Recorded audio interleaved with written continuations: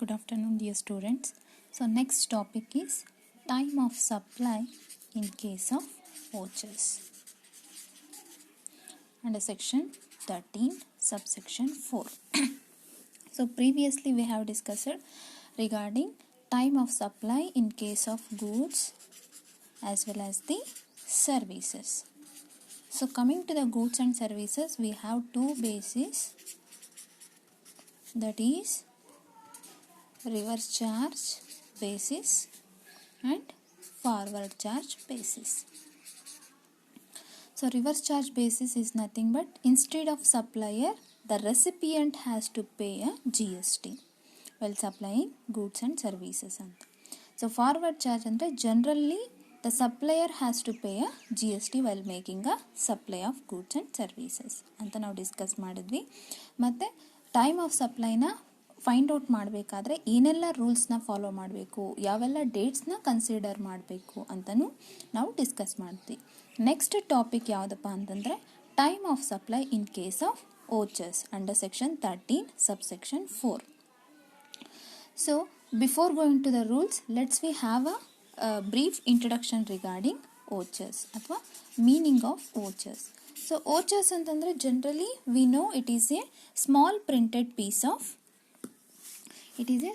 printed piece of paper that entitles the holder to a discount or that may be exchanged for goods or services ಅಂತಂದರೆ ಆ particular ವೋಚರ್ಗೆ ಎಷ್ಟು ಏನು designated value ಏನಿರುತ್ತೋ ಆ particular ವೋಚರ್ಗೆ ಅಷ್ಟಷ್ಟು ನಾವು exchange goods ಅಥವಾ ಸರ್ವೀಸ್ಗೆ ನಾವು exchange ಮಾಡ್ಕೋಬಹುದು ಅಂತ ಕರಿತೀವಿ. ಸೊ ನಿಮಗೆ ಎಕ್ಸಾಂಪಲ್ ಅಂತ ಹೇಳೋದಾದರೆ ಶಾಪರ್ ಸ್ಟಾಪ್. ಈ ಶಾಪರ್ ಸ್ಟಾಪಲ್ಲಿ ಏನು ಮಾಡ್ತಾರೆ, ಕೆಲವೊಂದು ವೋಚರ್ಸ್ ಮಾತ್ರ ರಿಸೀವ್ ಮಾಡ್ಕೊಳ್ಳೋದು ಅಥವಾ ಕೂಪನ್ ಕಾರ್ಡ್ಸ್ ಅಥವಾ ಗಿಫ್ಟ್ ಕಾರ್ಡ್ಸ್ ಅಂತ ಏನಿರುತ್ತೆ ಅದನ್ನು ಮಾತ್ರ ಕನ್ಸಿಡರ್ ಮಾಡ್ತಾರೆ ಅಲ್ವಾ. ಸೊ ಎಕ್ಸಾಂಪಲ್ 500 ಕೂಪನ್ ಇರುತ್ತೆ, ಅದು ಬಂದು 6 monthsವರೆಗೂ ವ್ಯಾಲಿಡ್ ಇರುತ್ತೆ. ಅದನ್ನು ಬಂದು ನೀವು ಹೋಗಿ ಶಾಪರ್ ಸ್ಟಾಪಲ್ಲೇ you have to go and making a shopping ಅಂತ, ಅಥವಾ ಇಲ್ಲಿ ಗೂಡ್ಸ್ ಆದರೂ ಪರ್ಚೇಸ್ ಮಾಡ್ಬೋದು, ಅಲ್ಲೇನಾದರೂ ಸರ್ವಿಸ್ ಅವೈಲಬಿಲಿಟಿ ಇದ್ದರೆ ಆದರೂ ನೀವು ಆಪ್ಟ್ ಮಾಡ್ಬೋದು. ಸೊ ಈ ರೀತಿ ಅಂತಂದರೆ ವೋಚರ್ಸ್ ಅಂತಂದರೆ it is a small printed piece of paper ಅಂತಲೇ ಕರಿತೀವಿ. So coming to the meaning of vouchers, vouchers are the instrument that can be exchanged as payments for goods or services of the designated value. So ಇದಕ್ಕೆ ಇನ್ನೊಂದು best example ಹೇಳೋದಾದರೆ Jio. So ನಾವು ಜಿಯೋಲಿ ಏನಾಗುತ್ತೆ ಅಂತಂದರೆ ನಾವು ಆನ್ಲೈನಲ್ಲಿ ರೀಚಾರ್ಜ್ ಮಾಡ್ಕೊಳ್ತೀವಿ. ಆ ರೀಚಾರ್ಜ್ ಮಾಡಿಕೊಂಡಾಗ we will get a vouchers like 50 rupees, ನೋಡಿದ್ದೀರಲ್ವ, 100 rupees, ಆ ರೀತಿ ವೋಚರ್ಸ್ ಸಿಗುತ್ತೆ. ಸೊ ಇಲ್ಲಿ ಏನಾಗುತ್ತೆ, ಅವರು ಡ್ಯೂರೇಷನ್ ಕೊಡ್ತಾರೆ 2 months, ಇಲ್ಲ ಅಂತಂದರೆ ಅದೇನಾಗುತ್ತೆ ರಿಡೀಮ್ ಆಗುವಂಥ ಚಾನ್ಸಸ್ ಇರುತ್ತೆ, ಅಥವಾ ಅದರ ವ್ಯಾಲ್ಯೂನ ನಾವು ಕಳ್ಕೊಳ್ತೀವಿ, ಇಲ್ಲ ಎಕ್ಸ್ಪೈರಿ ಡೇಟ್ ಆಗೋಗುತ್ತೆ. ಈ ರೀತಿ ನಮಗೆ ಬೇರೆ ಬೇರೆ ಸರ್ವೀಸಸ್ ಅಥವಾ ಬೇರೆ ಬೇರೆ ಫೆಸಿಲಿಟೀಸು ನಾವು ವೋಚರ್ಸಿಂದ ಸಿಗುತ್ತೆ ಅಲ್ವಾ. ಇದನ್ನು ನಾವು ವೋಚರ್ಸ್ ಅಂತ ಕರಿತೀವಿ. Coming to the vouchers, how to find out the time of supply. ಯಾಕಂತಂದರೆ ಕೆಲವೊಂದು ಕಡೆ ವ್ಯಾಲಿಡಿಟಿ ಡೇಟ್ ಇರುತ್ತೆ, ಕೆಲವೊಂದು ಕಡೆ ಇರೋದಿಲ್ಲ. ಹೇಗೆ ನಾವು ಟೈಮ್ ಆಫ್ ಸಪ್ಲೈನ ಫೈಂಡ್ ಔಟ್ ಮಾಡಬೇಕು ಅನ್ನೋವಂಥ ಕಾನ್ಸೆಪ್ಟೇ time of supply in case of vouchers. So coming to the time of supply in case of vouchers, ನಾವು ಎರಡು ಮೇನ್ ಥಿಂಗ್ನ ನೋಡಬೇಕಾಗುತ್ತೆ. ಯಾವುದಪ್ಪ ಅಂತಂದರೆ ಫಸ್ಟ್ ಒನ್ ಬಂದು ಐಡೆಂಟಿಫಿಯಬಲ್ ಟೈಮ್,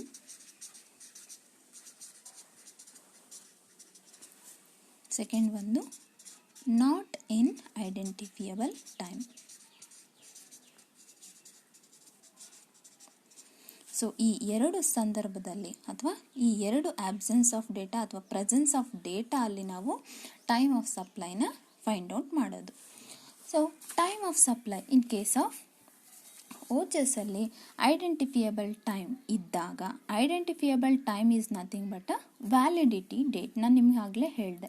ಸೊ ನಾನೀಗ ನಿಮ್ಗೆ ಯಾವುದೋ ಒಂದು ಕೂಪನ್ ಕಾರ್ಡ್ನ ಅಥವಾ ಗಿಫ್ಟ್ ಕಾರ್ಡ್ನ ಕೊಡ್ತಾ ಇದ್ದೀನಿ, ವೋಚರ್ ರೀತಿಯಲ್ಲಿ ಕೊಡ್ತಿದ್ದೀನಿ. ಇವತ್ತು ಎಷ್ಟು ಡೇಟು, 29 April 2020 ಅಲ್ವಾ. ನಾನು next 1 month valid, that is 29/5/2019. So ಈ this is nothing but expiry date ಅಥವಾ ವ್ಯಾಲಿಡಿಟಿ ಡೇಟ್. ನ ಕೊಡ್ತಾ ಇದ್ದೀನಿ ಅಂತಂದಾಗ, ಸೊ ಈ ಟೈಮಲ್ಲಿ ವ್ಯಾಲಿಡ್ ಡೇಟ್ ನಮಗೆ ಅವೈಲೇಬಲ್ ಇದ್ದಾಗ ನಾವು ಯಾವ ಡೇಟ್ನ ಟೈಮ್ ಆಫ್ ಸಪ್ಲೈ ಅಂತ ಕನ್ಸಿಡರ್ ಮಾಡಬೇಕು ಅನ್ನೋವಂಥ ಕಾನ್ಸೆಪ್ಟೇ ಇದು. So whenever there is a identifiable time in voucher, time of supply should be date of issue of voucher. ಅಂತಂದರೆ ಯಾವಾಗ ವೋಚರ್ ಅಲ್ಲಿ ವ್ಯಾಲಿಡಿಟಿ ಟೈಮ್ ಇರುತ್ತೋ, ಸೊ ಆಗ ನಾವು ಟೈಮ್ ಆಫ್ ಸಪ್ಲೈ ಅಂತ ಯಾವುದನ್ನು ಕನ್ಸಿಡರ್ ಮಾಡ್ತೀವಿ, ಡೇಟ್ ಆಫ್ ಇಶ್ಯೂ ಆಫ್ ವೋಚರ್ನ ಕನ್ಸಿಡರ್ ಮಾಡ್ತೀವಿ ಅಂತ. ಸೊ ನಿಮಗೆ ಒಂದು ಎಕ್ಸಾಂಪಲ್ ಮುಖಾಂತರ ತೋರಿಸೋದಾದರೆ, from the following information determine the time of supply. First service is date ಕೊಟ್ಟಿದ್ದಾನೆ. ಫಸ್ಟ್ ಸರ್ವಿಸ್ ಡೇಟ್ ಕೊಟ್ಟಿದ್ದಾನೆ ಯಾವಾಗ ಅಂದರೆ 1/3/2018 ಅಂತಂದರೆ ಸರ್ವಿಸ್ ತೊಗೊಂಡಿರೋದು. ಸೊ ಇಶ್ಯೂ ಆಫ್ ವೋಚರ್, ಈಗ ಏನಾಗುತ್ತೆ, ನಾವು ಬಟ್ಟೆ ಶಾಪ್ಗೆ ಹೋಗ್ತೀವಿ, ನಾವೊಂದು 1000 ರೂಪೀಸ್ದಷ್ಟೇನೋ ಪರ್ಚೇಸ್ ಮಾಡಿರ್ತೀವಿ. ಪರ್ಚೇಸ್ ಮಾಡಿದಾಗ ನಮಗೆ ಗಿಫ್ಟ್ ಕಾರ್ಡ್ ಥರ ಅಥವಾ ವೋಚರ್ ಥರ 100 ರೂಪಾಯಿ ಕೊಡ್ತಾರೆ. ಅದರಲ್ಲಿ ಕೆಲವೊಂದು ಟೈಮಲ್ಲಿ ವ್ಯಾಲಿಡ್ ಇರೋದಿಲ್ಲ, ಹೇಳ್ತಾರೆ ಕೆಲವರು, ನೀವು ನೆಕ್ಸ್ಟ್ ಯಾವಾಗಾದರೂ ಬಂದ್ರೂ ಸಹ ನಿಮಗೆ 100 ರೂಪೀಸ್ ಡಿಸ್ಕೌಂಟ್ ಸಿಗುತ್ತೆ ಇದನ್ನು ತೋರಿಸಿದ ತಕ್ಷಣ ಅಂತ ಹೇಳ್ತಾರೆ. ಸೊ ಆಗ there is no identifiable time. But ಇಲ್ಲಿ ನಾನೇನು ಮಾಡಿದ್ದೀನಿ, ನಿಮಗೆ ಐಡೆಂಟಿಫಿಯಬಲ್ ಟೈಮ್ನ ಕೊಟ್ಟಿದ್ದೀನಿ, ದಟ್ ಈಸ್ 29/5/2020 ಅಂತ. ಸೊ ಇದು ಡಿಫ್ರೆನ್ಸು.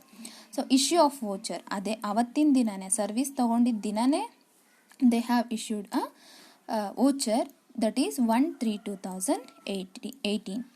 ನೆಕ್ಸ್ಟ್ ಒನ್ ಬಂದು ರಿಡಂಪ್ಷನ್ ಆಫ್ ವೋಚರ್. ಅದು ಯಾವಾಗ ರಿಡಂಪ್ಷನ್ ಆಗುತ್ತೆ ಅಂತ, 31/10/2018. ವ್ಯಾಲಿಡ್ ಟಿಲ್ ಯಾವಾಗವರೆಗೂ ಇರುತ್ತಪ್ಪ ಅಂದರೆ 31/12/2018.